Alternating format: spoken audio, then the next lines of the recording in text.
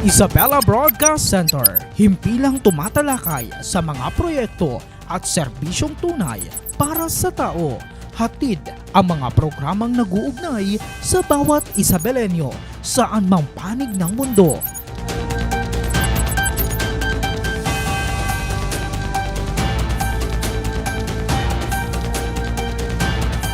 Delivering in-depth, trustworthy, and objective news. Dito ka, konektado. Isang magandang araw mga ka-Isabelenyo. Welcome sa isa na namang pinakabagong edisyon ng ating programang naglalapit sa serbisyo at impormasyon.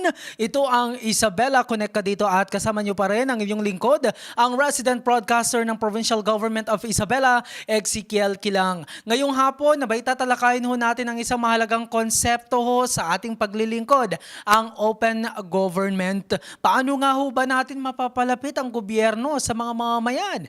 Paano natin masisiguro na ang bawat serbisyo ay tapat, mabilis at walang padrino system? Para pag-usapan ito, kasama natin ang mga eksperto na nagsisilbing tulay ng ating pamahalaan sa taong bayan. Makakapanayam natin sina Attorney Lizette Iago, ang ating open government focal person mula sa DILG Isabela. Ma'am, welcome sa Isabela Broadcast Center.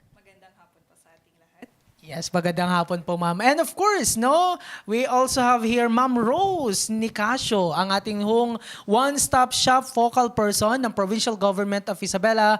Ma'am Rose, welcome sa Isabela Broadcast Center. Magandang hapon po sa ating lahat. Ayan, talaga namang mga kasama ko, mga ka-Isabelenyo, bago sa atin paningin. But of course, ang atin mga pag-uusapan ay hindi na ganun kabago dahil pag-uusapan natin ang may kaugnayan sa pagbibigay serbisyo ng atin para sa atin mga kababayan. First of all, Attorney Lizette, salamat sa pagpapaunlak ngayong hapon nito. I know kayo busy-busy, pero nitong nakaraang linggo kasi, ipinagdiwang natin yung Open Government Week, kumbaga. So, para mas maintindihan, kumbaga, ng atin mga viewers na nanonood ngayon, ano nga ba itong Open Government at bakit ito napakahalaga para sa atin mga lokal na pamahalaan? Magandang hapon din po muli, Sir Ezekiel, at po sa ating mga nanonood ngayon. Ayan po, kami po ay nagagalak din na naimbitahan po ang DILG upang magbigay ng paliwanag tungkol dito sa Open Government Week. So, totoo nga po, noong nakaraang third week po ng Mayo ay pinagdiwang po natin ang Open Government Week. So, para sa kaalaman po ng lahat, ang Open Government Week po ay isa po itong multilateral na organisasyon ng mga reforma sa loob at labas ng gobyerno. Sa madaling salita po, ito po ay pagkakaisa ng mga reforma ng gobyerno, ng both po ng local government at ng ating national government. And of course, ang kasama na dito ang ating mga non-government stakeholders o ang ating mga civil society organizations. So ito pong open government, actually po Sir Ezekiel, hindi na po ito bago kasi matagal na po ito. Yes. Noong 2011 pa po ito actually na-conceptualize. Isa po ang Pilipinas sa mga 8 founding members na bansa na nag-conceptualize po nitong Open Government Partnership. Ngunit noong 2023 lamang nagkaroon ng issuance or executive order ang ating gobyerno kung saan nilagdaan po ni Pangulong Ferdinand Marcos itong executive order na itinatatag ang Open Government Partnership bilang institutional mechanism na kailangan mayroon sa national government at sa local government units din. So, napakahalaga po nitong Open Government Partnership sa ating mga local governments dahil ito po ay ang mga local government units po natin, sila po yung may mahalagang papel sa pagsulong nitong open government. Sila po ang tinatawag nating front runners ng pagsusulong ng mga advokasya ng open government. So yung open government po kasi meron po siyang core values or guiding principles po na tinatawag natin. Ito po yung transparency, accountability, citizenship participation, at of course, innovativeness, technological innovativeness. So yun po ang open government in a nutshell. Oo. From the word open, talagang ang bottom line dito, aside sa accountability, we need to be open, no? Lalong-lalo na sa mga kababayan ho natin, lalong-lalo na rin kapag may mga kinakailangan ng mga serbisyo na kinakailangan hong i-avail. May pagkakalin tulad ho ba ito, ma'am, no, sa tinatawag ho nating ease of doing business? Parang yung EODB. Actually po sir, may pagkakahalin tulad po sila kasi isa po sa goal ng ating open government ay mapabilis ang serbisyo, maging transparent, maging bukas ang gobyerno para sa ating mga mamamayan. So may pagkakahalin tulad po siya sa EODB sapagkat ang isa sa aspeto ng open government ang pagkakaroon po nitong tinatawag natin na complaints and feedback mechanism. Yan, para isa din po yan sa mga mekanismo natin upang maging mapabilis, yun nga po, ease of doing business, mapabilis ang serbisyong ibinibigay ng gobyerno sa ating mga mamamayan. Oo. And para masigit na maintindihan, ito hong Open Government Week or let's say Open Government Partnership o OGP. Ayan. Paano ho natin ito may apply sa may maingay, no?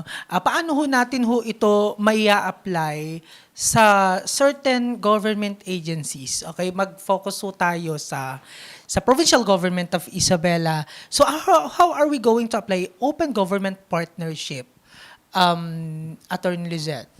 Yan po. So, para po i-apply natin ang open government partnership dito sa ating lalawigan ng Isabela, ayan, meron pong sistema no, na kailangan nating pagdaanan. Una po dyan, kailangan piliin natin yung tinatawag nating flagship program. Flagship program. Opo.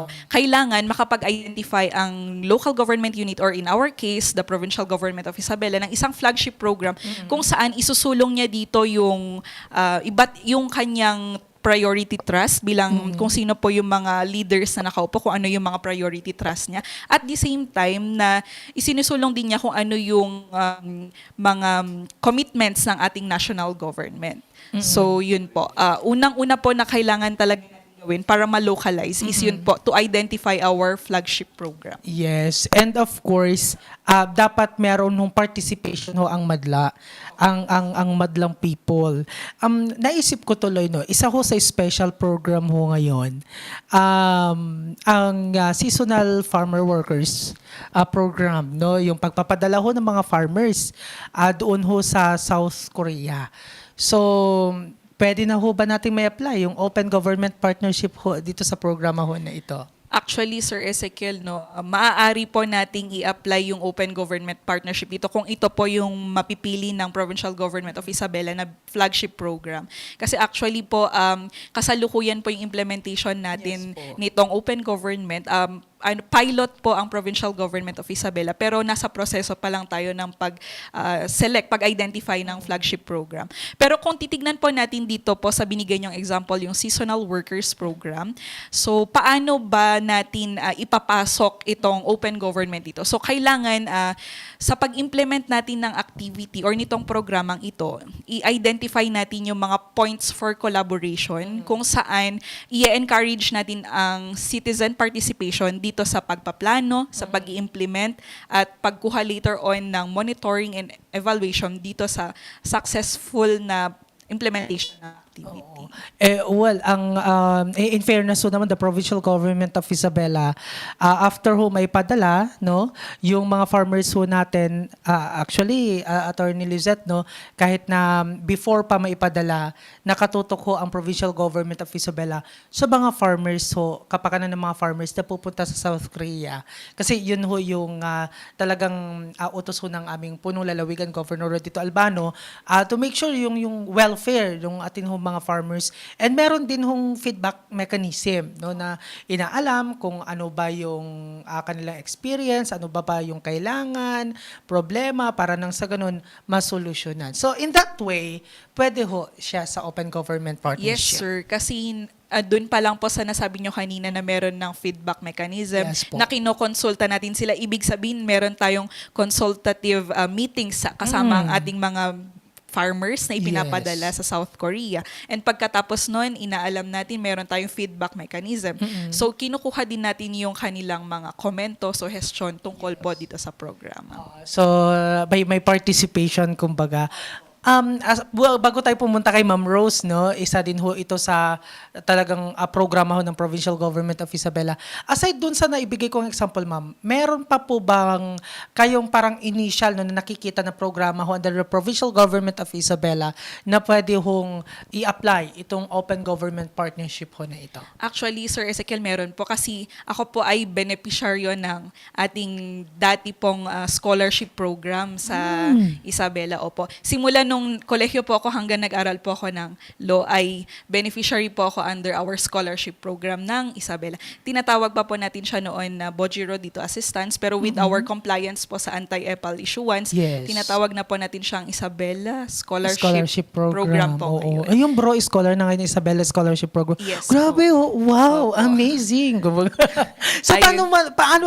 well, anyway, congratulations so ma'am, no. Patunay ho ito na ang lawak ko talaga ng ating bro scholar or Isabela Scholarship Program na talagang isang product, no. Lawyer na ho ngayon na-amaze tuloy ako, ma'am. So, paano ho natin may apply itong Open Government Partnership dito ho sa scholarship program ho na ito? Ayun po, sa akin nakikita sir, regarding po dito sa implementation ng ating Isabela Scholarship Program, ayan, so pumapasok ang citizen participation, ang active citizen participation. Una pa lang sa pre-implementation phase, binibigay ng orientation ng ating Yes. mga scholars tungkol sa nilalaman or kung ano yung scholarship natin. And sa akin pong personal na experience, noong kolehiyo po ako, iba na po yung amount ng scholarship sa amount ngayon. Ibig sabihin, nagkaroon ng konsultasyon kasama ang ating mga mag-aaral kasi ibig sabihin, nag-increase yung binibigay na scholarship amount. Ibig sabihin, tumutugon siya sa pangangailangan ng mga mag-aaral. Ayun. Ma'am, no, congratulations. Ngayon ko lang nalaman na bro scholar po pala si Attorney Lizette. Anyway, sige ma'am, babalikan ho kita. And of course, kasama ho natin si Ma'am Rose, no, ni Casiano. Ma'am Rose, ang one-stop shop naman ay isa hong magandang halimbawa, no, ng responsive government. So, maaari nyo po bang ibahagi kung paano ma-access ang serbisyo ho naman ng ating provincial government under ho sa one-stop shop? So ulit po, good afternoon po sa atin lahat. Good afternoon, Sir Ezekiel. Tungkol naman po sa katanungan mo sa One Stop po, ito po ay naitatag upang mas lalong mapabilis at maging simple ang proseso sa mga kababayan natin na humihingi ng assistance, ng tulong sa ating Provincial Government of Isabela. So, kung nakikita po natin, meron tayong mga steps po para lalong mapabilis po ito. So, kung paano po sila maka-access, ang one-stop office po ay bukas, Lunes hanggang Biyernes, Opo. 8 o'clock hanggang 5 o'clock. Actually, lumalampas pa po kami ng 5 o'clock para matulungan natin lahat ng ating mga kababayan na pumupunta po at dumudulog po ng tulong sa one-stop office po. So, pwede po nila ma-access sa open po ito sa lahat po ng mga kababayan natin na nangangailangan po ng tulong para sa kanila, katulad ng medical na tulong, transportasyon, at yung mga hospital bills po nila, mga namatayan po, yun po lahat yung ay tinutulungan po natin, Sir Ezekiel. Oo, lahat na yan, ma'am, no? Isa-isahin ho natin para nang sa ganun, mamaintindihan, kumbaga, ng atin ho mga kababayan. Attorney Lizette, paano ho nyo po pala hinihikayat yung atin ho mga lokal ho na pamahalaan na maging mas bukas at transparent, kumbaga, no, sa pagbibigay ng serbisyo sa atin ho mga mamamayan? Ayan sir, no. Sa parte po ng DILG, sa pag-encourage po sa ating mga pamahalaang lokal na maging bukas at transparent, ang pinaka-effort po ng DILG dyan ay isinusulong talaga namin na kailangan kasama ang kanilang mga constituents sa pagplaplano. Yes. Oo. So para po sa kaalaman din po ng lahat, may mga plano po na kailangan gawin ang pamahalaang lokal, ang local government units. Isa na po dito yung tinatawag nating Comprehensive Development Plan. Pero bago po tayo makabuo ng ng plano, mayroong pong proseso ng kailangan magkaroon muna ng consultation, hindi lamang ng mga department heads, kundi isinusulong po natin na kailangan talaga kasama doon yung mga civil society organizations, iba't ibang sektor para po well represented doon sa ating plano. So yun po yung pinaka main na effort ng DILG regarding po dito sa pag-encourage sa ating mga local government units to be transparent, to be open. And of course po, dahil with our advanced technology po ngayon, we encourage po na gamitin natin ito sa social medias to raise awareness para ipakilala po yung mga activities ng bawat pamahalaang lokal. Kasi sir, dami pong activities ng ating mga pamahalaang lokal and hindi lang po sila nare-recognize or documented. Pero dahil we have this very strong platform ngayon on social media, hinihikayat po namin sila na doon po nila ilathala, i-report or i-share, ibahagi ang mga best practices po nila regarding this. Sa ngalan nga ho no at pagiging bukas so sa publiko, syempre we want to hear the voice no ng ating mga kababayan, lalong-lalo na kung may mga queries, may mga hinaing. And of course, eto Ma'am Rose, marami ho tayong, ito sa ngalan ho ng transparent, ito ho talaga, marami ho tayong mga naririnig na hinaing, kumbaga, no? Tungkol ho sa, ito mahabang proseso daw at pabalik-balik. Ano ho yung ginagawa ng one-stop shop para gawing mas simple at mabilis ang serbisyo? Yes, Sir Ezekiel, tama ka po dyan, Sir Ezekiel. Meron po tayong Citizens Charter na sinusunod po. So, mas maigsi po yung proseso doon. So, kung makita po natin sa one-stop office po, meron tayong step 1, step 2, and step 3 po para lalong mapadali at mapabilis po ang pagbigay ng serbisyo para sa ating mga kababayan. So, yung sinasabi po nilang pabalik-balik, actually, Sir Ezekiel, ang mga bumabalik lang, yung mga kababayan natin na may kakulangan sa dokumento, pag pumunta sila sa one-stop office, so kailangan po na kompletuhin po din nila ang mga dokumento. Oh, so yun yung yung rason, incomplete yung nila. Yes, Sir Ezekiel. Yung mga documents. So kapag incomplete nga din ho naman, kinakailangan hong bumalik. Attorney Lizette, no, bilang, eto kayo ho yung tagapagbantay. Ayan. Nagmo-monitor kumbaga sa mga LGUs natin. Ano ho yung inyong direktang solusyon ng mga nararanasang red tape kung meron man o yung sinasabi ho nilang matagal ho na proseso sa atin ho mga tanggapan? Sir Ezekiel, bago ko sagutin yung tanong mo, no, bigyan lang natin ng linaw yung sinabi ni Sir Ezekiel na Yes tagabantay po. ng LGU. Ayan po, bilang paglilinaw po, Opo. no, ang DILG, ang mandato po niya ay magkaroon lamang po ng general supervision Yes, over LGU. So, hindi naman po siguro tagabantay. Yung Ayun. literal na no? Opo, ayan. So, in the exercise of our general supervision over LGUs po, ang direktang solusyon ng DILG sa pagtanggal nitong red tape or pagsulong ng mabilis na pag-deliver ng ating government services. Una po dyan, sir, ay ang compliance natin with Ease of Doing Business and Efficient Government Service Delivery Act po natin. So ito po ay batas, ayan, na nagmamandato na kailangan mabilis, hindi dapat mabagal ang serbisyong binibigay ng gobyerno. So yun po yung unang-unang ginagawa natin. Para po makita natin yung compliance ng ating mga pamahalaang lokal, nagsasagawa po kami, sir, ng EODB audit, kung hindi pa po natin to narinig.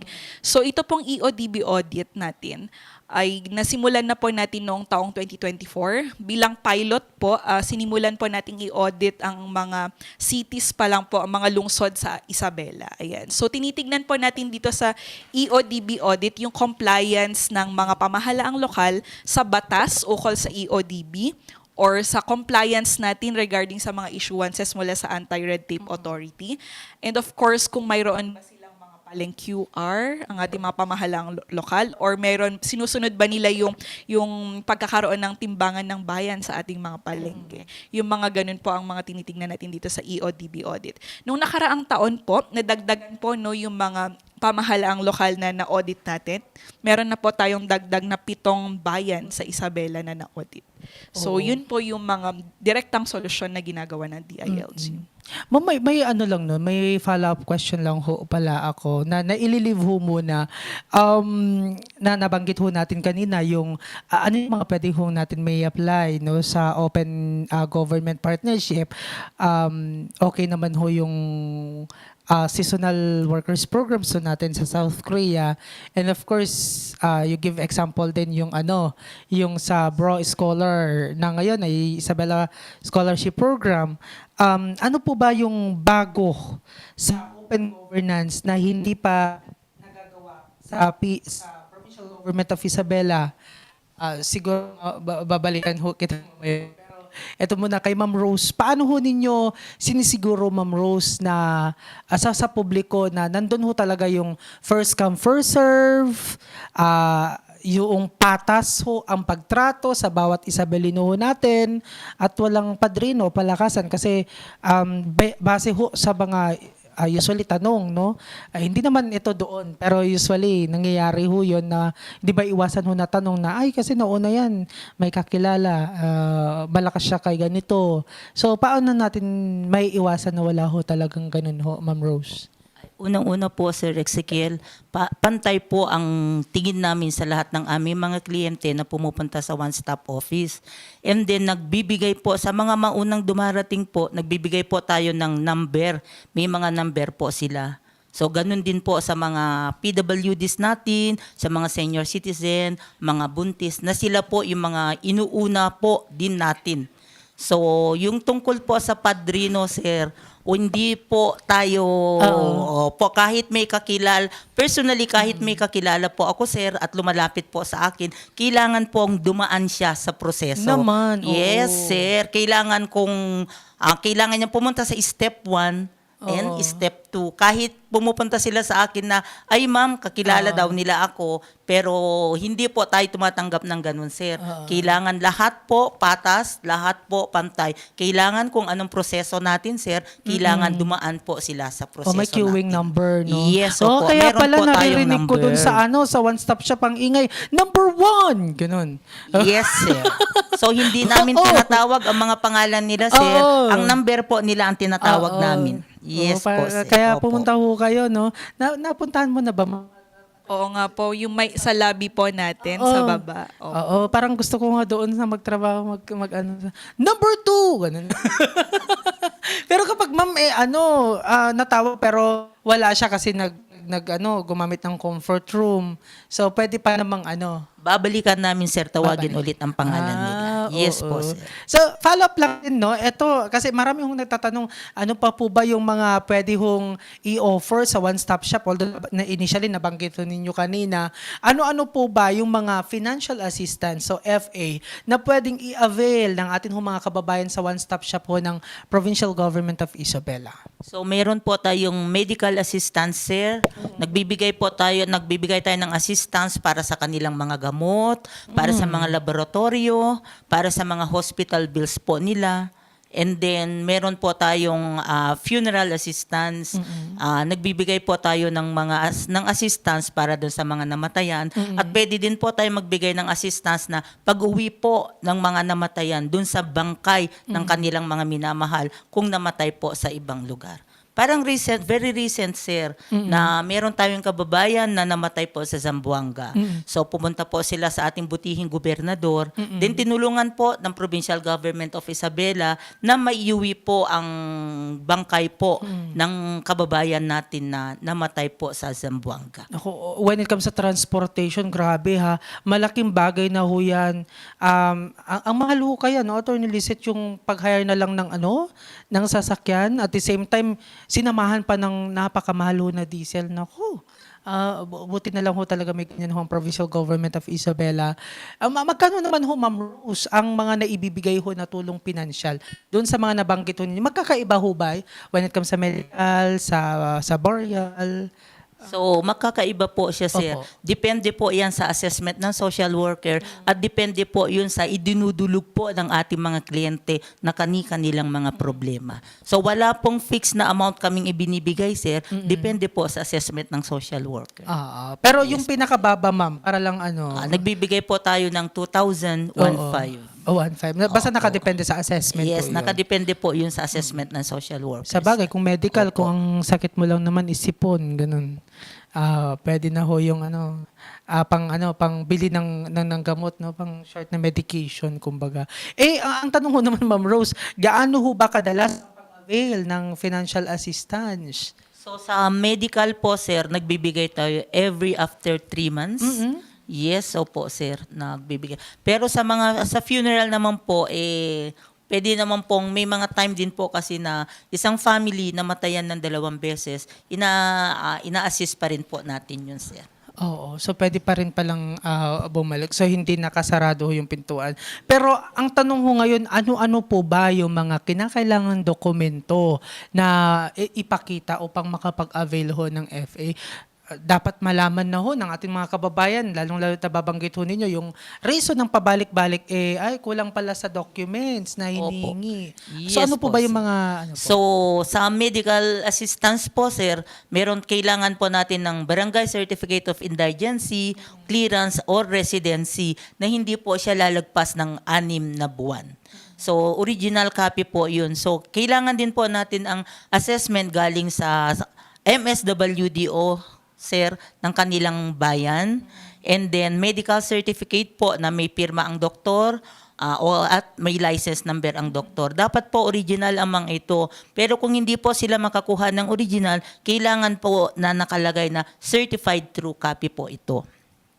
And then dun sa mga kliyente po natin na may mga cancer, kailangan po yung medical certificate po nila, sir, ay hindi po lalagpas ng 3 buwan.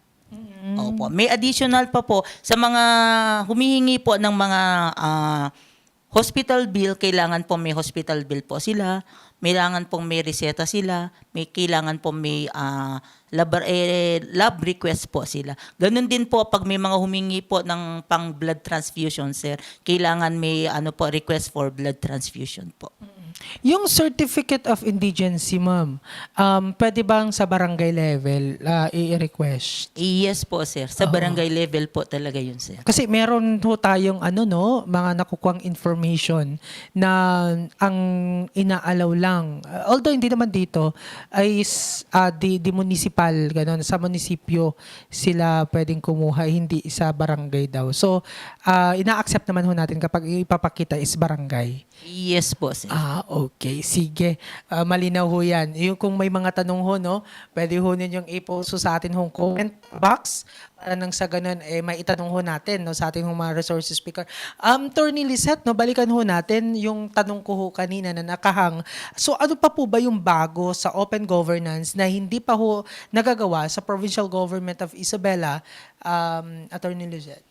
Actually, sir, kanina pinag-iisipan ko, parang halos lahat ng core values ng open government partnership ay nagagawa na ng Isabela, no? So, for example na lang po, sa digitization, noong ako po ay nag-aaral ng kolehiyo sa Laguna, ang pag-accomplish po ng scholarship form noon, sir, ay through a paper. Yes Yan. po. So isasubmit pa po siya dito sa Kapitolyo. Pero ngayon po, sa tingin ko meron na silang Google Form, sir. Yes So po. nag-improve yung ating serbisyo dahil bukod dati kailangan mong personal na dalhin pa dito yung yung scholarship form mo. Ngayon, pwede na siya through Google Forms. Hindi mo na kailangang pumunta or gumastos ng pamasahe para pumunta dito sa Kapitolyo kung nag-aaral ka outside Isabela.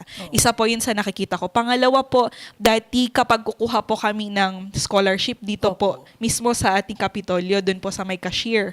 Ngayon po, sir, mobilize na siya. Parang ang provincial government of Isabela na po ang bumababa per bayan para po ibigay. Dun na po nagkakandak ng payout ng scholarship. So sa tingin ko po, kung wala na pong parang halos lahat ng values ng open government ay unti-unti na po nating nasisimulan dito sa provincial government of Isabela. So more on sa digitalization. Yes, no? opo. Yun. Opo. Mahirap kasi ang digital. Although I'm not against, no, Attorney Lizette, yung digitalization ho kasi lalong-lalo na kapag pwede pa yung yung pag-submit ng mga forms, no, paperless, ganun. Pero siguro when it comes sa pwede na rin mga mga e-wallet, mga ganun. So kung pwedeng ganun, form din ng digital ano ba? Yes, sir. Dami kasi mga scammer. At maganda rin kasi kapag ibinababa, no, personal na syempre na kakausap din yung mga scholars, kinukumusta naman kung ano pa yung mga problems. In that way, malalaman kung ano pa yung mga concern ho, nila. Sige. Anyway, maraming salamat, no, Attorney Lizette. Pero eto ho ngayon, no, ano ho yung mensahe ho ninyo para ho sa mga mamamayan ho natin na may kahalintulad din ho kasi ito sa EODB, itong Open Government Partnership, na natatakot itong magreklamo dahil ho sa baka nandyan first, pag initan daw ho, o di kay hindi mapakinggan. Ayan po para sa mga natatakot na magreklamo. So, wag po tayong matakot na magreklamo at magpahayag ng ating mga puna, komento, or suggestion dito po sa Provincial Government of Isabela in partnership with our DILG Isabela. Yan. Bukas po tayo sa pagkuha ng comments, suggestions, and open po ang aming tanggapan din no, sa kung may mga reklamo po tayo na against our, kung ano po yung reklamo natin against our local government units. Ganun. So, Sir Ezekiel, ang paghingi po kasi ang pagbabahagi ng puna ng suggestion, hindi lang yan karapatan ng bawat mamamayan. Isa din niyang parte ng pagiging isang mabuting or mahusay na pamamahala ng ating pamahalang lokal. Kaya dapat yung mga residente natin, yung mga constituents natin, we encourage them to voice out yung kanilang mga concerns para, of course, yung gagawing activities, programa ng ating pamahalaang lokal ay consistent doon sa kailangan nila. At yung mga i-implement na proyekto ng ating mga pamahalaang lokal ay nakabatay doon sa boses ng ating komunidad. Oo, opo. Kay Ma'am Rose naman, no, aside sa mga, syempre may mga nakukuha tayo mga feedback, no, may mga nagsusulat ng mga concern. Saan pa ho sila lumapit kung may concern si Juan de la Cruz na parang kung example lang ho ito, hindi siya na-entertain, at gusto niyong maglabas ng sama ng loob, saan ho sila pwedeng lumapit? Meron po tayong suggestion box sa Opo. Capitol, sir. So pwede po nilang ilagay yung mga suggestion nila o kung may complaint po man sila, pwede po doon para hindi po katulad nga ng sabi ni Attorney Lizelle kanina, hindi po ito maging against sa kanila. Ito po ay upang mas mapabuti at mas Yes. mapaganda po ang serbisyo para sa kanila Oo, po. kung constructive criticism naman, why Yes. not, no? Yes, sir. Oo, Opo. pero kapag ang punaho naman, ang pangit ng damit mo eh. Hindi naman po pwede yun, no? Yes, so- Abay, wrong turn ka, ganun. Anyway, kung gusto ho ninyo ng pagbabago, makialam ho kayo, no? Para ho sa ikakaganda ho, no, ng pagbibigay pa ho ng serbisyo publiko. Ang ganda nga ho, Attorney Lizette, no? Kasi yung mga local governments ho natin dito ho and of course, the Provincial Government of Isabela are, patuloy ho na yung pagkikayat ho nila. Sa ating ho mga kababayan na kung may napansin ho kayo, may gusto ho kayong sabihin, ipagbigay alam lang ho para mas mapapabuti pa yung pagbibigay ng serbisyo publiko. Finally, no, mga ma'am, ano ho yung mensahe ho ninyo para ho sa ating ho mga mamamayan na nais ho makilahok, magbigay ho ng kanila feedback sa mga programa ng gobyerno? Ma'am Rose? Sa ating mga kababayan na nais makilahok o nais pong magbigay ng feedback sa programa po ng ating Provincial Government of Isabela, open po ito. So para maging lalo nating maihayag kung ano ang minimithi natin para sa mga programa ng Provincial Government of Isabela po. Okay, maraming salamat, Ma'am Rose. Attorney Lizette. Ayun po, sa mga kapwa ko pong Isabelenyo, ayan, makilahok po tayo at ipahayag po natin kung ano yung mga suggestion. Lumapit po tayo sa ating mga tanggapan ng gobyerno kung mayroon po tayong reklamo. Dahil po ang isang open na government, ang isang bukas na tanggapan ay nakikinig po sa hinaing ng kanyang mga constituents. Okay, maraming salamat ho, no? Napakalinaw ho ng inyong mga paliwanag sa atin ho mga viewers ho sa mga oras ho na ito. Tandaan ho ninyo, ang gobyerno ho ay naglilingkod ho para ho sa inyo. Huwag hong matakot, no, na magtanong, magbigay ho ng feedback at makilahok. Ang inyong boses ang susi para ho sa isang mas matapat ho no, na pamahalaan. Again, maraming salamat ho sa atin ho mga panauhin, Attorney Lizette Iago from DILG Isabela, and of course si Ma'am Rose Nicasio from One Stop Shop ho naman ng Provincial Government of Isabela. Maraming salamat din ho sa atin ho mga viewers na tumutok ngayong hapon, at huwag din ho kalimutan na i-like at i-follow ang ating Facebook page Isabela PIO at mag-subscribe sa ating ho YouTube channel para ho sa iba pang mga update. Sa ngalan ho ni Governor Rodito Albano at Vice Governor Kiko D at ng buong pamahalang palalawigan ng Isabela, muli ako ho ang inyong lingkod, ang resident broadcaster ng pamahalang palalawigan ho ng Isabela, Ezekiel Kilang, na nagsasabing manatiling connect sa pagunlad, manatiling connect sa bayan, at manatiling connect sa isa't isa. Ito ho ang Isabela Connect Ka Dito. Maraming salamat, Patrick. Thank you po.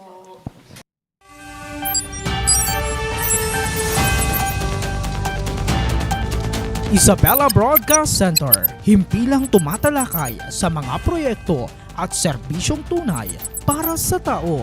Hatid ang mga programang nag-uugnay sa bawat Isabelenyo saan mang panig ng mundo.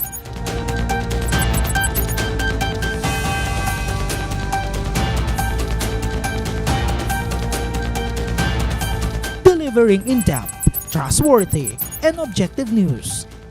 Dito ka, konektado